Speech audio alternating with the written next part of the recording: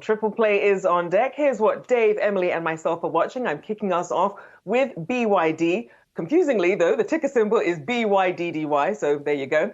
Now, the Chinese automaker actually dethroned Tesla to become the world's top electric vehicle maker in terms of sales. Now, shares currently just slightly in the red at the moment, but are up 17% year to date. Now, despite COVID-related shutdowns, BYD sales are up 300% from 2021. They sold 641,000 vehicles in the first half of the year versus Tesla's 564,000. Now, China does increasingly dominate the lithium battery supply chain, and it's also pushing for its citizens to lower their personal carbon emissions, so really putting that pressure there to take personal responsibility for sort of cars that they drive. Now, we are seeing that did help BYD's rise. BYD also has much lower pricing than its global counterparts, a starting price of $15,000 after subsidies for its cheapest Dolphin model. But of course, that race to the top does come with a cost. Razor-thin margins as input costs rise along with the price of raw materials. And that does make this current momentum seem rather unsustainable. And like Tesla, the company also had to raise prices recently. Now, while BYD enjoys strong support in the Chinese market, its appeal will be tested once it goes beyond China's borders. But of course, Warren Buffett's Berkshire Hathaway is keen on BYD with a nearly 8% stake in it. All right, well, let's stay right there in the auto sector and with that story, because my play is Tesla, the EV maker, reporting a drop in deliveries for the first time in 2 years. Tesla's 254,695 cars, down about 18% from the first quarter. JP Morgan trimmed the price target by $10 to $385, saying shares could fall more than 40% on those weaker deliveries. The main issue here in the quarter were those Shanghai COVID lockdowns, but CEO Elon Musk recently described the other factories, both Texas and Berlin, as, quote, gigantic money furnaces. So it's not just an issue with Shanghai, where they are going through some mass testing at the moment. Shares relatively flat on the day, but did just rise, now 2.3% up on the day. But overall, this has been a very tough year for Tesla shares, down 42% year to date. On a personal note, very happy to see Elon Musk back on Twitter, guys, following that 10-day absence.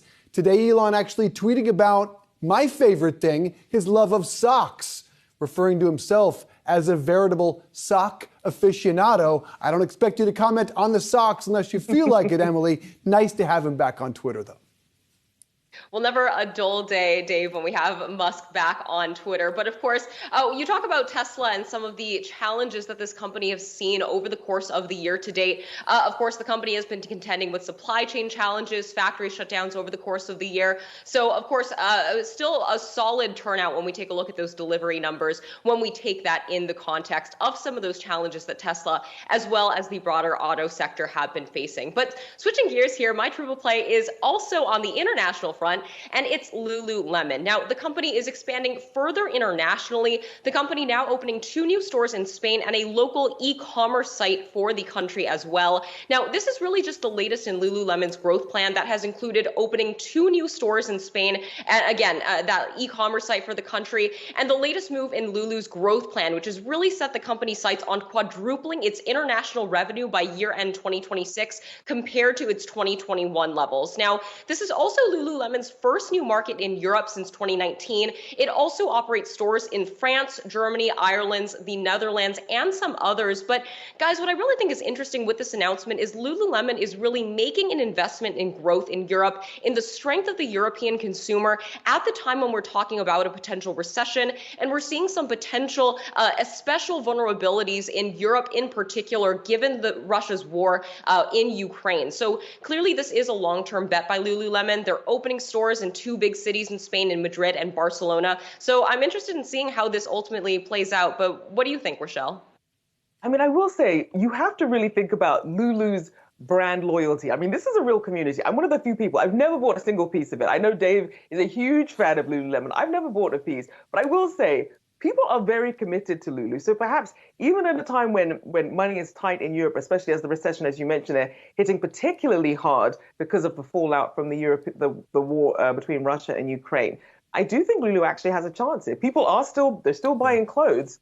And, you know, I know most of Europe, we do like a lot of athleisure. So with that return to work, the athleisure hybrid, I think Lulu might be in a good position here. I'm shopping their sale right now. It's the "we made too much" sale. Very honest about it. One other thing that'll be an interesting test for Lulu coming up is they open up their second experiential store. It's going to be in Houston. They have one at Mall of America. It's not just, of course, shopping. It's working out, it's sweating, it's eating, it's everything all under one roof.